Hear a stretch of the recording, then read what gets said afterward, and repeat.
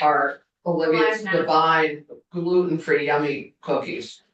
Oh no. Yeah, so hopefully We'll save that- this one. Okay, everyone, today is Thursday, February 15th, 2024, and this is the Senate Government Operations Committee. Starting a little bit earlier than normal because our floor session was moved to the morning. Excuse me, we are gonna start off with a vote on H 849. And for Senator Watson and anybody else who might be interested, we had the drafting attorney in yesterday, Anthea, who went over the changes they made in the House. Since we first got our walkthrough last week, they made some changes, and part of it is because of the discovery from both Senator Watson and I about the use of the term "of" before something, whether it means that comes before or after. So they found 5 instances where it was unclear, one of which they were able to solve through context, but 4 of which were still vague, so they removed them from the bill. So that they're not changing those instances. And then there were a couple other instances where House members who spent a lot of time going through the bill in detail found a few things that they felt were vague. And so they removed those or made some changes to those. So the House made all the adjustments that were necessary on the bill, so we don't need to amend it on our side. And we don't have Anthea back today. We had hoped to vote the bill yesterday, but you were out, but even more importantly, we didn't actually have possession of the bill, so we couldn't vote on it. But today we do have possession of the bill. We're not gonna have a walkthrough again because we did that yesterday. But we are gonna vote on it. So that's where we're at. Do you have any questions, Anne? Senator Watson? Nope, feeling good. Thank you for that update. Awesome. Okay, so H 849, I would entertain a motion. I would move that we look favorably and vote favorably on H 489, our technical corrections bill 2024. 849. I said 840. You said 489? Oh, sorry, and a rare move, 849. 849, there has been a motion. Is there any discussion? Okay, with no discussion, the clerk can call the roll. And just so it's clear, it's H 849, an act relating to corrections for the 2024 legislative session as passed by the House. Correct. Yes. Senator Bohofsky, Yes. Senator White, Yes. Senator Norris, yes. Senator Watson, Yes. Senator Clarkson, Yes to all 458 pages. Chair Harney, Yes. Awesome. and the reporter is Senator Clarkson. Oh, is it?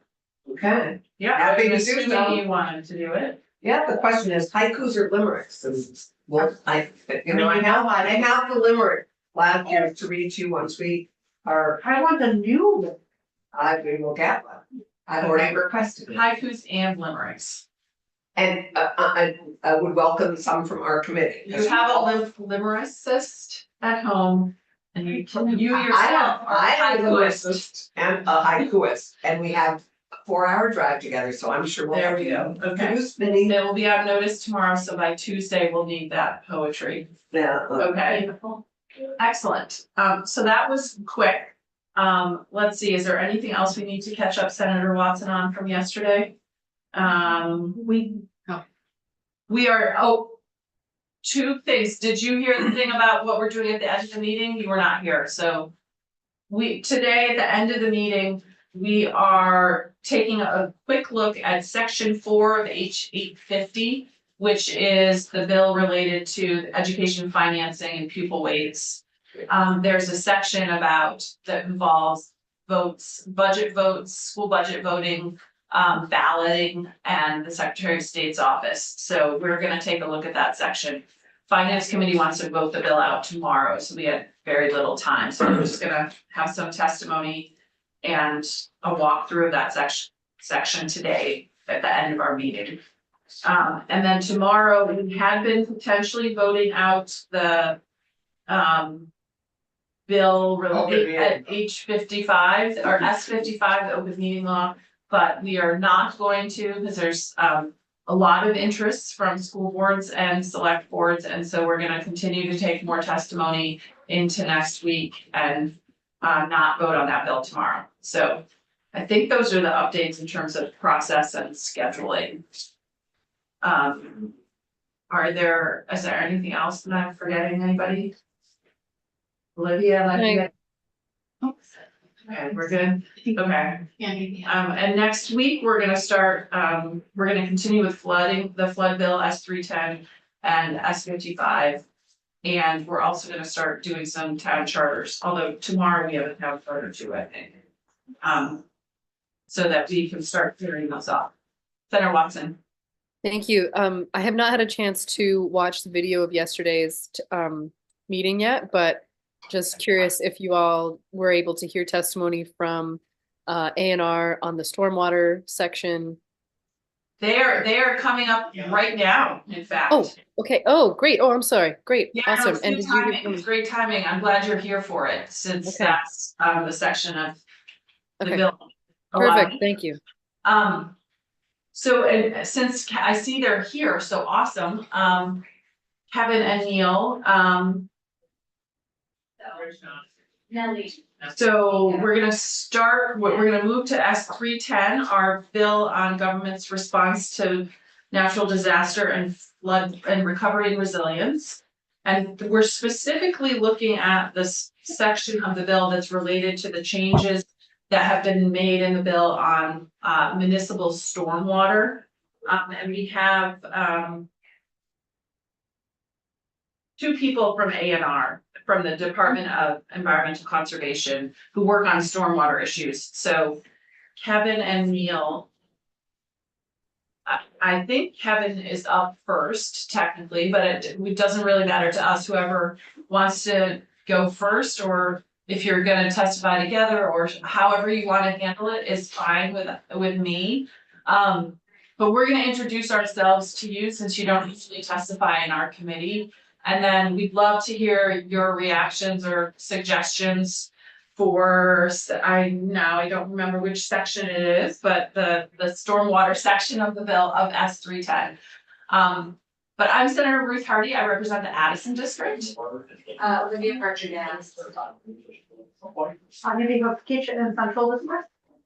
Senator Rebecca White, Winter County District. Senator Bob Norris, Franklin County and the town of Elbert. Senator Ann Watson from the Washington District. Represented by flowers today and on the screen. Alvin Clarkson, Windsor County District. We're just passing off a bill here, the one we just voted out, so. All right, so, Kevin, did you wanna go first? Hi, Chair Hardy. My name is Kevin Burke. I'm with the Stormwater Program. There's a lot to digest in this bill specific to utilities. And I think Neil is going to be the point person on a lot of that subject matter. I am, however, here to support any regulatory questions related to the stormwater regulations. And I do have some minor comments. There's some reference to statute in the current version of the bill that might require revision. Okay, great, and it is section 7 of the bill that we're looking at, that I think includes all of the stormwater stuff. And Senator Watson is our expert in the room on this. So we're eager to hear what you all have to say and whatever suggestions you might have, so take it away. Section 7 of the bill, which is on page 12, at least on my version. Would you like a copy? Does anybody need a paper copy of the bill? I have this paper copy, so I just need Okay. help. Okay. But all set. All right, Neil, why don't you introduce yourself and take it away, let us know what you. Sure, I will be happy to do that. And thank you, Kevin, for sending the pitch my way. My name is Neil Kevin. I'm the Director of the Water Investment Division at DEC. And nice to see a few familiar faces in there. I've met some of you before. So I'm going to be providing the testimony. I guess section 7 is the compiled. Sections 7 through 9 from the prior drafting requests got carried over to S310. Give me maybe 15 minutes to get through my remarks. And I also did send the committee assistant a revised version of my testimony just this morning that, you know, reflected the new bill number and a couple of additional things that I added. So. Okay, and just to be clear, it is section 7, 8, and 9. Okay, thank you. Yeah, Good. 8 and 9 Yeah. are just smaller. 8 Right. is early just repealing something. So the bulk of the language is in section 7, but yes, all 3 sections. Great. So I did review that. I've had some offline conversations with Kevin Burke around it as well. Before I get started on this section, I just do want to signal my division and our department's general support in, I think, section 4, which identifies water and wastewater personnel as essential emergency response personnel. That's a great idea. So just letting you know that. Thank you. Great. That's a bonus. Very good. I figured I'd take the opportunity. Those people are incredibly important, and anybody who remembers what happened in Irene in Rutland will know what I'm saying here. We're ahead. Yeah. Okay. So I'm going to give you sort of my initial impression. This doesn't represent a full like department analysis of the department's position or the agency's position. I, was asked in to speak a little bit about the stormwater utilities. And so that's what I'll do. And I'll do so in the context of, my analysis of the bill, but not indicating support or opposition or anything like that at this point in time. So a stormwater utility, just quickly, for those who don't know what it is, a stormwater utility is a standalone organizational entity, governmental, quasi-governmental entity that is brought together by a municipality in order to be able to take in revenues in order to comply with stormwater regulations. And I know there's a lot in your bill that tidies up and updates the section on utility formation generally. So I didn't get into a deep dive on that, but that's old language. So the fact that you're updating it is good. But I do want to speak specifically to the stormwater utilities and how they work. So they're really a useful framework that consolidate funds from property owners and allow the municipality a steady stream of revenue, which is largely used right now for operation and maintenance and some projects, and in coordination with other state and federal funding sources. And I'll come back to this in a little while. And I do want to point out that when funds are raised by a municipality to comply with stormwater regulations, it creates a supplemental funding stream on top of available state funding streams that are generated by state revenues, very specifically the Clean Water Fund in this instance. So what I'd like to do is I can give you some historical context on stormwater utilities. I can also tell you the current state of stormwater utilities, and I can articulate just a couple concerns that we have around the granting section. And I kind of figured I would just pause and ask the committee where you'd like me to go. Current state, where we've been to date and current state, or just some concerns? Yeah, I think all of the above would be helpful, just to give us a little background. Fantastic. We have a quick question before you get started. So Neil, it would be helpful for me to understand the difference between a stormwater utility and a sewer department. Sure. So there exists numerous fire districts in Vermont, if you will, right? And a fire district is a form of utility. So if a fire district was formed in order to provide for sewer services, and I'll give you an example, North Branch Fire District, I think number 4, down in the Dover area. So that is, it's not the municipality that runs that. It's a utility standalone, and they were formed in order to construct and operate the wastewater treatment system down there. So that's the key difference, is it's a standalone, separate from the municipality. Why does that advantage a municipality to have it standalone? Why?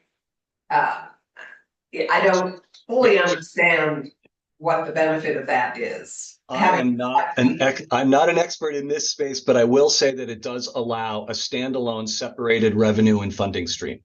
So as a a town board, select board, or whatever as you build your budget, as opposed to having to balance the need to comply with stormwater regulations versus other expenses that you have, the fire truck, the roads, whatever.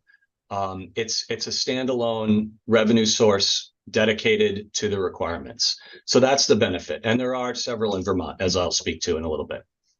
Thanks. Okay. Good. Okay.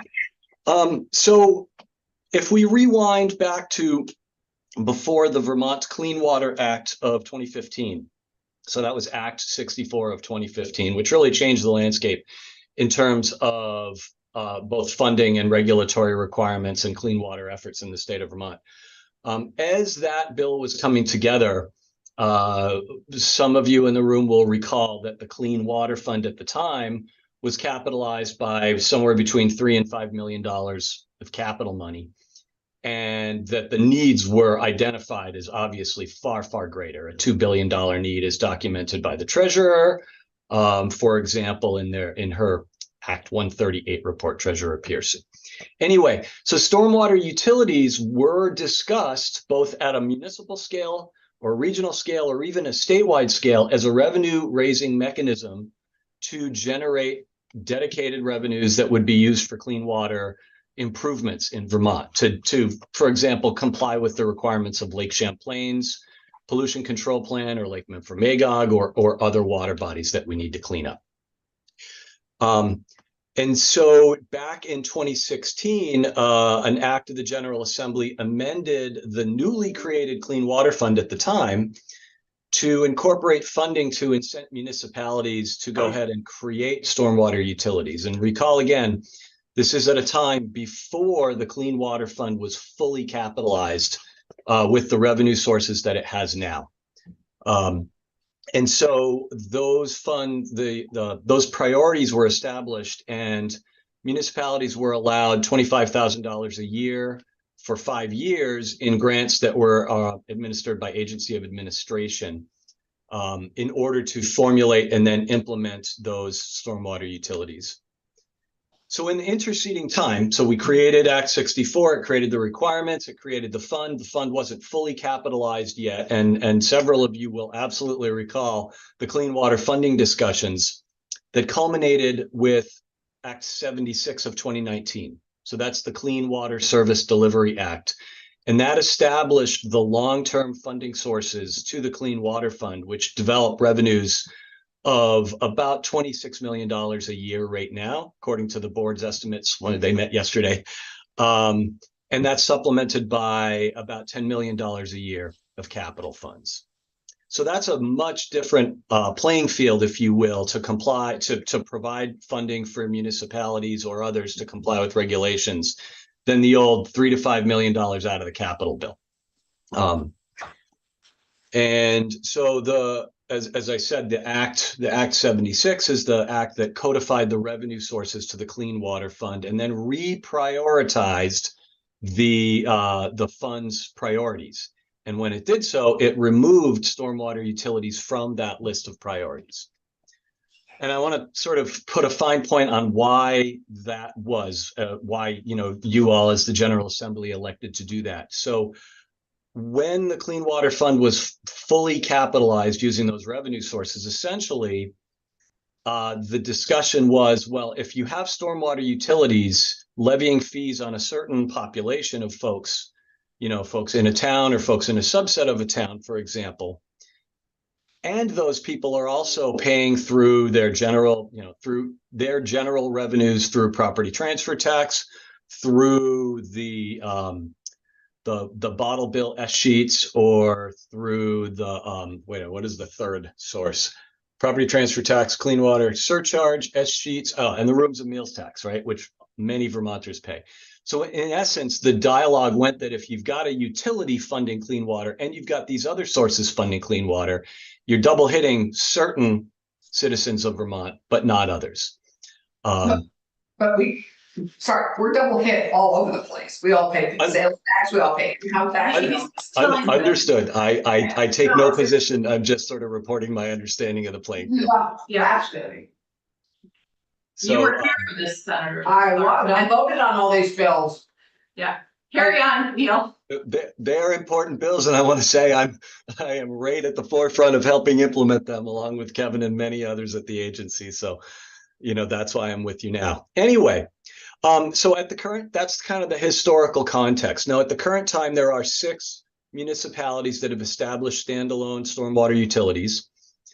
I'll tell you which ones they are if you want, but the key piece to know is that all of them are subject to what's called the Municipally Separated Storm Sewer Permit Program, which is implemented by Kevin.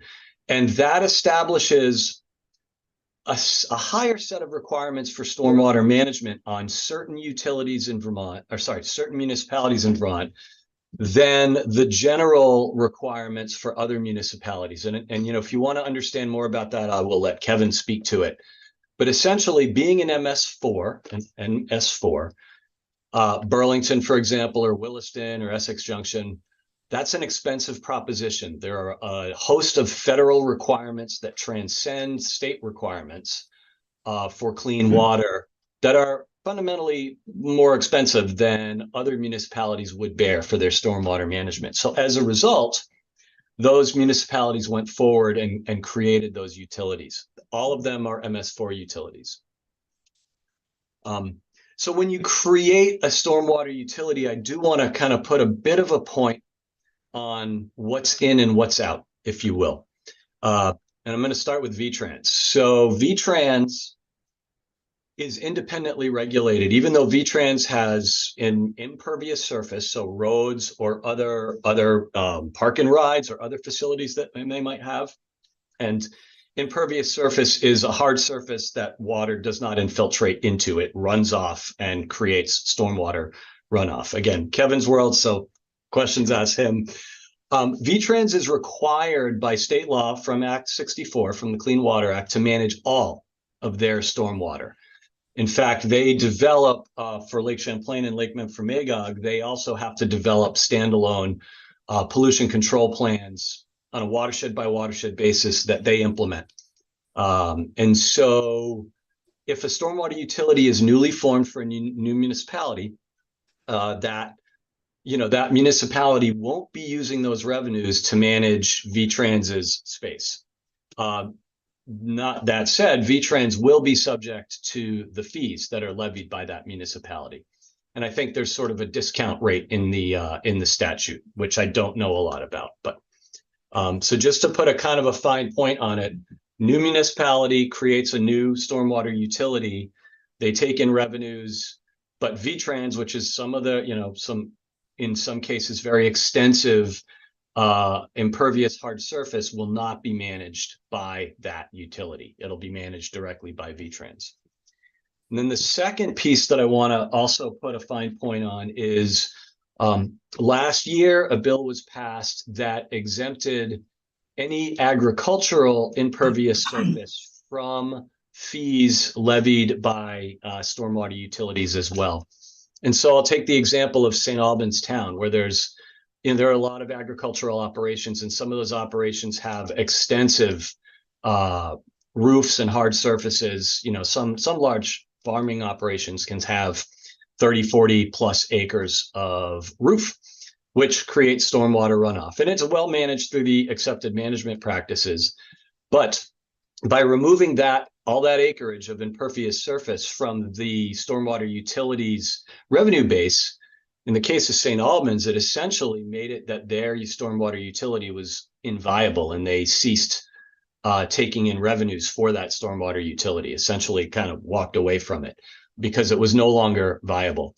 So I think that's an important consideration for any new municipality that may be considering establishing a stormwater utility. I'm going to just take a pause because that's a little bit of a meaty topic. I don't want to get deep into it, but I did want to flag it for you all. Any questions? I'm a little lost. That's okay. So I know the committee has not spent a lot of time on this section of the bill, with the exception of Senator Watson. And what and I see that you have your hand up, and just one second.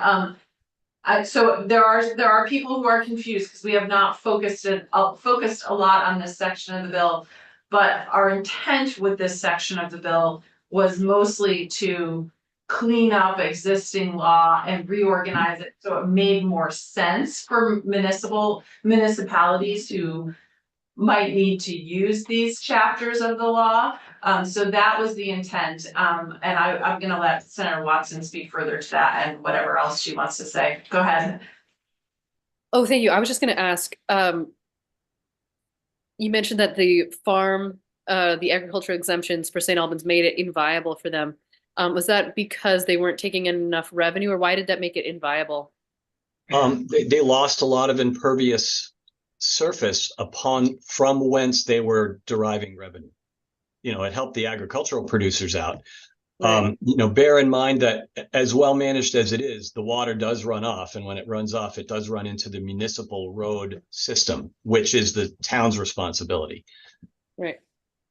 Yeah, no, thank you. I mean, it's just interesting to me because I mean, what that tells me is that that doesn't make a ton of, well, the way I understand stormwater utilities to work is that it's sort of a polluter's pay model, right? If you have more impervious surface, you pay more. And if you're going to exempt farms, and that makes it unviable, that tells me that you're not really collecting a whole lot from other places to make it worthwhile. But St. Albans has a lot of other impervious surface. St. Albans City does. St. Albans City does. St. Albans town is different, right? Oh, okay. Yeah. So, putting it together. Thank you. Mm-hmm. Yep. Maybe I should have put a finer point on that. Apologies. Okay. Yeah, no, you're right. If you're talking Burlington, maybe that exemption is fairly minor or irrelevant. But then if you're talking a new municipality, Calais, I don't know, pick your municipality, right? Then it may be part of the calculus. So I just wanted to flag what's in, what's out. So as I think I mentioned before, but the stormwater utilities do derive a nice revenue stream for the utilities themselves, and they use most of it for operation, maintenance, and staffing, for managing their stormwater and complying with the requirements. And without getting too far into Kevin's swim lanes, I just want to kind of paint the picture that for a town that's not an MS4, so for every other town in the state of Vermont, the major stormwater requirements are going to be what's called the municipal road general permit. So managing the road network and what runs off of it in those sections of road that are adjacent to waters. And then if there are any what are called 3-acre sites that are previously had not been properly permitted and managed for stormwater. So an example of that might be mom and pop's used car lot that might have, a 10-acre old dirt parking lot that was developed a long time ago, as an example. Those are the two biggies that are the big cost drivers. And municipalities generally don't have a lot of 3-acre, and some municipalities definitely have a lot of roads. So these are kind of the big picture. You know what, Kevin, I'm going to pause and just make sure I didn't botch that or get over my skis. No, that sounds about right. Outside of the MS4s, which are the bigger municipalities, the Burlington, South Burlington, St. Albans Town, City, it's going to be the municipal roads.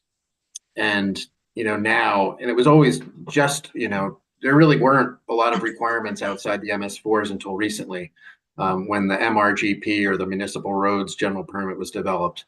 And that manages, the connected back roads of Vermont and make sure they're not polluting the streams. But also, these 3-acre sites, often, it could include subdivisions that were built years ago where the town has since taken over the road and now owns the road within that subdivision. Towns are getting pulled into that shared responsibility for meeting new requirements. So that could be a large burden as well for utility going forward. Thank you, Kevin. Any questions on that before I continue? So just the municipal road general permit and the 3-acre lots, those are impervious lots that are like a paved car lot, like you mentioned. those are the two main sources in most towns for stormwater. Revenue and responsibility.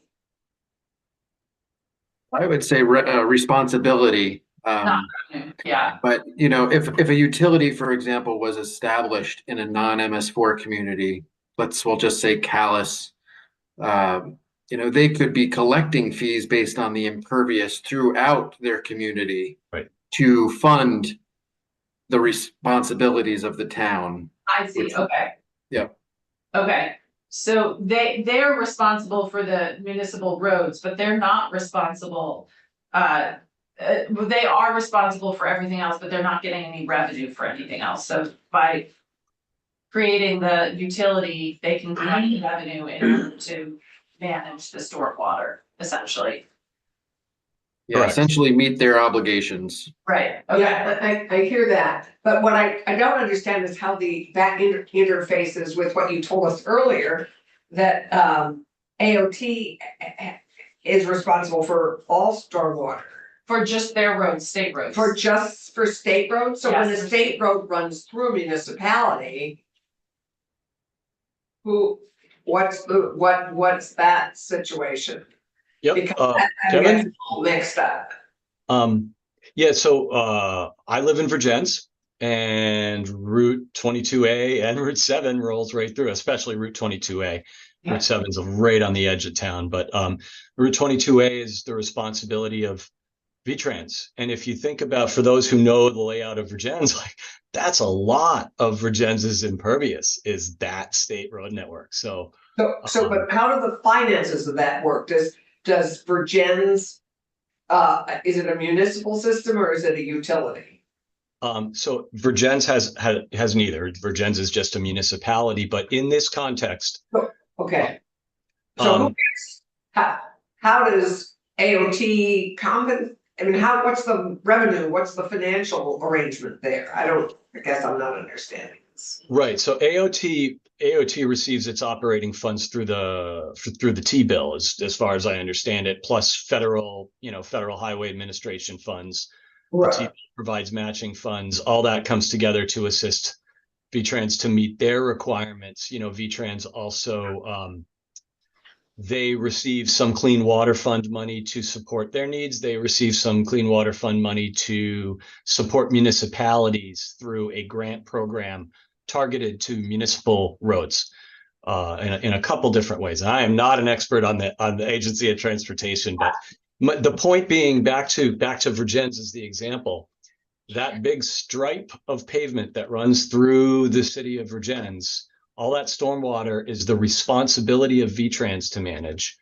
And then everything else around that is the responsibility of the city of Virgins, but only in the regulatory constructs that Kevin mentioned to you, either through the roads or through large untreated impervious surfaces because of the 3-acre. Everything else in my little town here is individually owned impervious by a particular business, and they may be subject to requirements of Kevin's program, but that's borne by the private entity. So the Virgins doesn't have a sewer system? Well, we do have a sewer, sure, yeah, So but we don't have a stormwater utility in the city. I can Right, attest because I pay what a is- tax bill. But a sensible person would assume that the sewer system in Virgins was linked into the stormwater system that was running off the roads. It was all working together to drain into some treatment facility. I mean, they don't have separate drains it's all one system. Well, that's an interesting topic. I'll go there just a tiny little bit, and then try and come back to the stormwater itself. But what you're talking about is called a combined sewer system. And in that context, and this was how it was done back in the day, you would have storm drains from the roads, like those grates that you see as you drive by or by the sidewalk. And those would go into the actual septic sewer, the sewer that was draining people's toilets in their homes, and all that would go down to the wastewater treatment plant. And what happens is, under substantial rainstorms, it causes the wastewater plant to overflow. It's not So that's best a practice. combined sewer overflow, and we're working really hard to eliminate those overflows. And Virgins is a good example.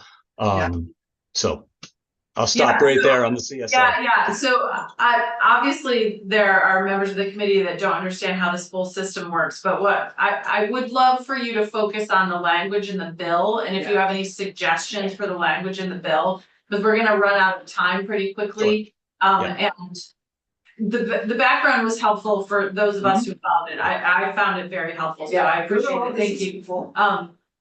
But do you have any feedback or suggestions for the bill itself? Knowing that our intention is to make it clearer and more user friendly for municipalities is what it was about.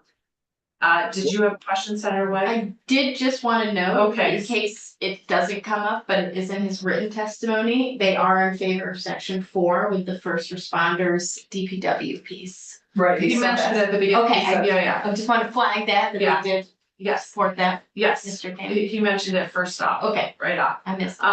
So if you wanna now, on the section 7 through 9 of the bill, if you have any. Right. So I did not come prepared with any proposed markup for you, but I will both look at it and I will ask my director of engineering, who understands this space really well, to also look at the language if there's any recommendations we have. I understand you're transferring the creation of utilities from one section of the Green Books to another and cleaning up some language, and that all seems like a good idea. Okay.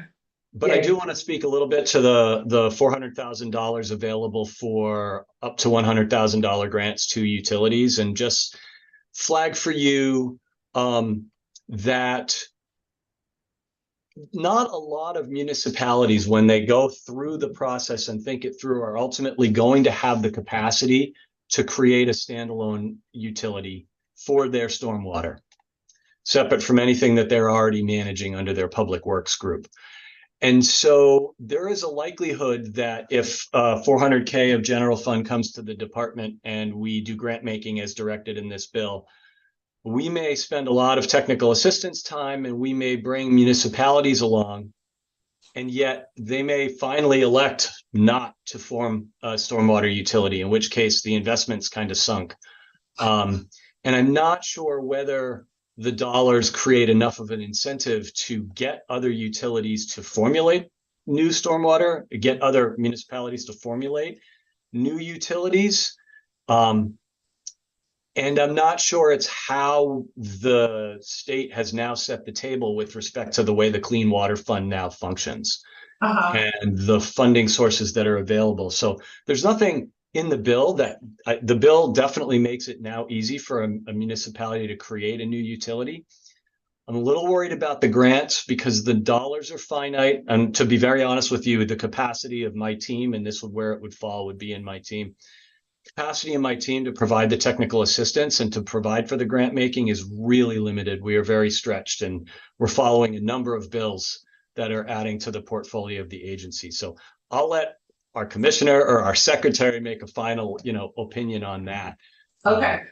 But I know so I just wanted to say that those dollars, it sounds like a great idea to create those grants and provide those grants to interested municipalities. It may not get you what you're after. Okay. Is yeah. there something do you already provide technical assistance to municipalities who are considering creating we have a lot in the past, yes, Senator. And the bottom line is there are now only 6, even though those utility payments of $25,000 a year for 5 years were available to any municipality that wanted to go there. So again, the only ones for which it's made sense to date have been those MS4 communities. And I'll just tell. Yep. 6 of them. What are the 6 that are not MS4? Oh, there are none of the 6 that are not MS4. Oh, I'll tell you what they are. the only municipal utilities are MS4s? Yes, I believe. Right now. Allison, could you please stop letting him talk? Sorry. Go ahead, Neil, sorry. Yeah, the only municipal stormwater utilities existing in Vermont right now there are 6. I'll just give you the identities. It's Okay. Williston, it's Colchester, it's South Burlington, it's St. Albans City, and St. Albans Town, and it's Burlington. Those are the 6. They're all MS4s. And so they're all using those revenues to do the operations, maintenance, and staffing around all of those extra requirements that they bear relative to other municipalities. Okay, so it's really only the big towns, and not even all the big towns. Okay, Senator Watson, do you have a question? Yeah, thank you. How many MS4 communities are there in total, not just the ones that have stormwater utilities? Kevin, please. Just trying to think which ones you didn't mention. Rutland, Milton.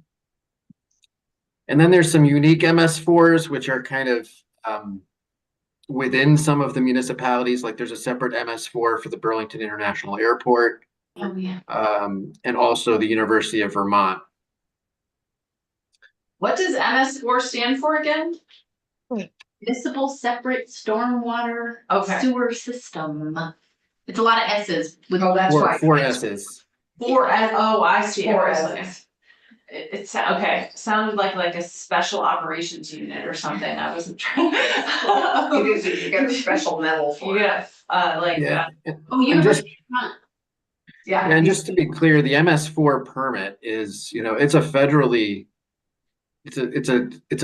delegated permit to the state of Vermont from EPA under the Clean Water Act. So Vermont's not the only state with MS4s. We probably have some of the fewest MS4s by state, but nonetheless, we do have them. okay, Senator Clarkson. Sorry, just Danville, you had mentioned Danville, I thought it was one of the towns for some unknown reason, you mentioned Danville in conjunction with them. I was using Calais as an exemplar of the kind of town that doesn't have a utility per se right now. Just as an example of any random Vermont town. I think Oh, you okay. mentioned Danville. Yeah, you did, no, okay. Okay, well, Okay. if you can, have your people, whoever it is, even your council, whoever it is, look through sections 7 and 8 in particular. We hear you on section 9, about the grants, and we'll have to discuss that and decide whether we wanna continue with that or change it in some way or whatever. If you do think that there is something that would be helpful I think what we want to do is make it easier for towns to create these. Mhm. And that was sort of the intent of the grant program. So if there's something else that we could do instead, or that you have suggestions for, that would be great. But also, just looking through the language to make sure that you think it looks okay. Sure. And if you have suggestions for changes, and if you could put your suggestions in writing, that would be really helpful. Of course, absolutely. Okay. Awesome. Senator Watson, I think has a question. Yeah, thank you. Well, I just wanted to add on to that. I mean, one of the things that I think we particularly want to make sure of is that in the combination of the language that's proposed here that combines a couple chapters of statute, just want to make sure that there's not other things that we haven't considered that were dependent on particular pieces of the existing language that somehow is jeopardized by this combination, if that Sure. makes sense. Yeah, I'll be happy to take a look and have my colleagues take a look from the state's perspective. And I do, if I were doing this standalone, I might reach out to the League of Cities and Towns and see what they think about it, or prospectively a couple of either the existing utilities or other towns, just to get that take. Yeah, VLCT had looked through the language and has not raised any red flags Okay. on this. Great. On this Great. language. They have on other things, but not this. We'll certainly double check with them, but we want to make sure that it looks good from ANR's perspective, and also because we have, the Natural Resources Committee usually works in this area. We have 2 Yep. members on that committee and our committee. But I want to be able to, assure Senator Bray that we heard from you all and that you're okay with the language the way it is, and you don't raise red flags about it. I will make sure that the department gets you, you know, some comments if there are any needed on that. Okay, awesome. That would be great. And we probably won't vote the bill out for next week, but if you could get back to us within a week or so, within a week would be great. Not a problem, Senator. Awesome. Anything else from anyone else on this seemingly confusing topic? Senator White. Thank you, Madam Chair. And Mr. Kamen, thank you so much for taking the time to talk with us, and thank you, Mr. Burke. I just had one question, and I don't want to get like out from my skis on this one, but from your understanding, this language does not complicate the St. Albans town, St. Albans city dynamic. Oh, no, I don't. I take no position on that. How's that? Okay. I just wanted to check. Okay. You might want to ask them. Okay, let me know. Okay. Good to know. Kevin, did you want to say something? I saw your hand. Yeah, sure. I just wanted to add, there was a note of something that was an error. There's an incorrect statute reference Yeah, thank you, Kevin. within, let me see, it's on page 27. I think it's section 3616, rents rates, paragraph D. There's a reference to 10 VSA 1265. Okay. And I believe that's incorrect and should be 1263. Okay. Wow. Great. I will, we will And- make sure our legislative council attorney checks that for us. And if you can include that in your written testimony, so we don't, so it's all in one place, that'd be great. When Yep, you- we can do that. Perfect. Thank you for that, for catching that. It's a very subtle point, but it's actually really important. They wouldn't be able to use the revenues for the intended purpose. So Yeah, well, that's exactly why we wanted you to look at this, since you use these statutes with municipalities, so you know them well, so we want to make sure you get your eyes on them. Okay, thank you both so much, really appreciate it, and I'll just wait to hear from you. You can send whatever it is to me and Olivia, and I can share it with the committee. very good, Senator. Perfect, thank you very much, both of you, take care. Thank you. Thank you. May I ask a quick question before I hop Oh, off? sure, of course. I think you're going to hear a report about municipal infrastructure financing in your next section. Is that coming up now? Yes, it is. All right, I'm going to hop off and hop on to the live stream so I can listen in on that because that's Oh, of keen You interest to could me. just stay here. Excellent. If you want to stay on the Zoom, you're welcome to do that too, if you want. I would, Whatever yeah. works better for you. Sure. Our Our analyst is Our not here camera yet. off, so I'm not distracting. We are not quite there. We're waiting for our analyst to show up, so we might take a couple minutes break, so, Yahoo! but we'll, it should be riveting. It's what we do in Water Investment Division is financing. Excellent. Listen, for those of us in Woodstock, the Water Investment Division at the moment is very important. Yeah. Let me know if you have any problems. You do all. So Ted is on his way. Yes. Okay.